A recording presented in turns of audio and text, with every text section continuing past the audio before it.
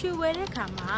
မမားသိတဲ့ဒီအချက်၃ချက်ကိုလည်းသိထားဖို့အတွက်အရေးကြီးတယ်ပေါ့နော်အဲ့ဒါကဘယ်လိုလူမျိုးတွေမှာအဖြစ်များလဲဆိုတော့ပထမဆုံးလေရွှေဝဲတဲ့လူတွေမှာဆိုရင်ပို့ပြီးတော့အဖြစ်များတယ်နံပါတ်1ကဘာလဲဆိုတော့ဈေးကြမှာဝယ်မယ်ဆိုပြီးတော့စောင့်နေတယ်ပြီးတဲ့ခါကျရင်နံပါတ်2ကကြတော့ညစဉ်ငွေလေးကိုဖယ်မစုသွားပဲနေပေါ့နော်ကိုကဘယ်လိုမျိုးလေးလုံနေလဲဆိုတော့တခါတည်းစုပြီးတော့မှဝယ်မယ်လိုချင်တဲ့ပစ္စည်းလေးရှိတော့မှဝယ်မယ်ဆိုပြီးတော့လုံမိနေတာနံပါတ်3ဒီဇိုင်းလာတာကိုပဲကြည့်ပြီးတော့ရွှေလေးချိန်ကိုမကြည့်ဘူးဝယ်မိသွားပြီဆိုရင်တော့ကိုကပေါ့နော်